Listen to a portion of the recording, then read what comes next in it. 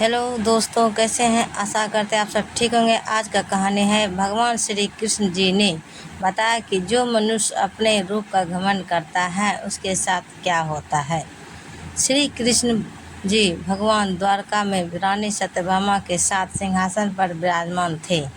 निकट ही गरुड़ और सुदर्शन चक्र भी बैठे हुए थे। तीनों के चेहरे पर दिव्य तेज झलक रहा था।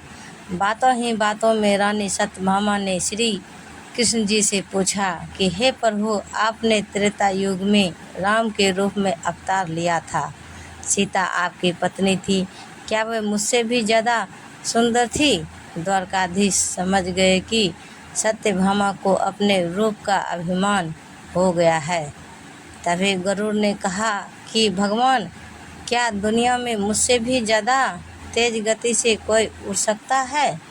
इधर सुदर्शन चक्र से भी रहा नहीं गया और वे भी कह उठे कि भगवान, मैंने बड़े बड़े युद्धों में आपको विजयी श्री दिलवाई है।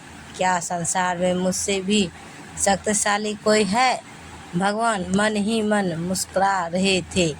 वे जान रहे थे कि उनके इन तीनों भक्तों को अहंकार हो गया है और इनका अहंकार नष्ट करने का समय आ गया है।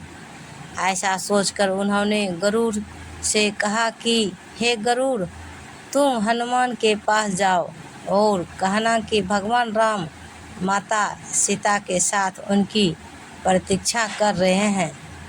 गरुड़ भगवान की आज्ञा लेकर हनुमान को लाने चले गए। इधर श्री कृष्ण जी ने सत्यभामा से कहा कि हे देवी, आप सीता के रूप में तैयार हो जाइए। और स्वयं द्वारकाधीश ने राम का रूप धारण कर लिया। मधुसूदन ने सुदर्शन चक्र को आज्ञा देते हुए कहा कि तुम महल के प्रवेश द्वार पर पहरा दो और ध्यान रहे कि मेरी आज्ञा के बिना महल में कोई प्रवेश ना करे। भगवान की इस आज्ञा पाकर चक्र महल के प्रवेश द्वार पे तैनात हो गए। गरुड़ ने हनुमान के पास पहुंचकर कहा कि हे वानर श्रेष्ठ, भगवान राम माता सीता के साथ द्वारका में आपसे मिलने के लिए प्रतीक्षा कर रहे हैं। आप मेरे साथ चलें। मैं आपको अपनी पीठ पर बैठाकर शीघ्र ही वहां ले जाऊंगा। हनुमान जी ने विनयपूर्वक गरुड़ से कहा, आप चलिए, मैं आता हूँ। गरुड़ ने सोचा, पता नहीं यह बूढ़ा वानर कब तक पहुँचेगा। खैर, मैं भगवान के पास चलता हूँ। यह सोचकर गरुड़ शीघ्रता से द्वारका की ओर उड़े। पर यह क्या, महल में पहुंचकर गरुड़ देखते हैं कि हनुमान तो उनसे पहले ही महल में प्रभु के सामने बैठे हैं। गरुड़ का सिर लज्जा से झुक गया। तभी श्री राम जी ने हनुमान से कहा कि पवन पुत्र, तुम बिना आज्ञा के महल में कैसे प्रवेश कर गए? क्या तुम्हें किसी ने प्रवेश द्वार पर रोका नहीं? हनुमान ने हाथ जोड़ते हुए सिर झुकाकर अपने मुंह से सुदर्शन चक्र को निकालकर प्रभु के सामने रख दिया।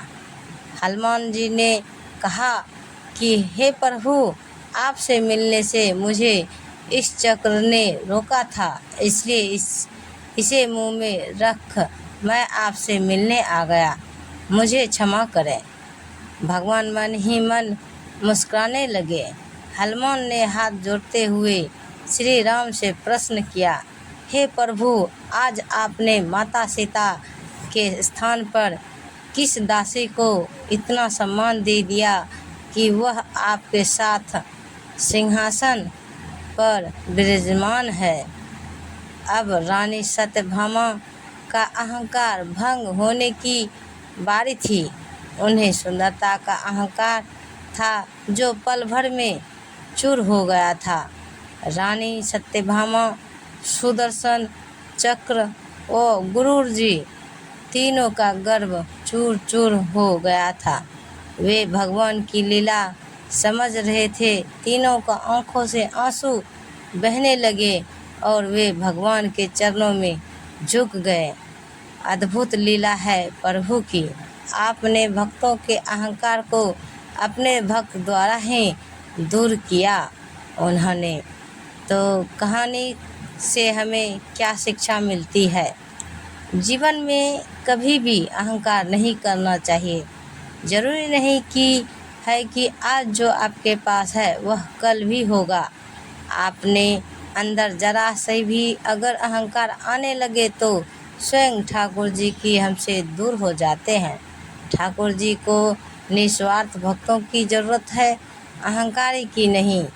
तो ये कहानी दोस्तों आपको कैसे लगे हमें कमेंट में ज़रूर बताएं और ऐसे ही वीडियो देखने के लिए हमारे चैनल को सब्सक्राइब करें और वीडियो को लाइक ज़रूर करें। धन्यवाद। तो गाइज मिलते हैं अगले वीडियो के साथ, तब तक बाय बाय गाइज।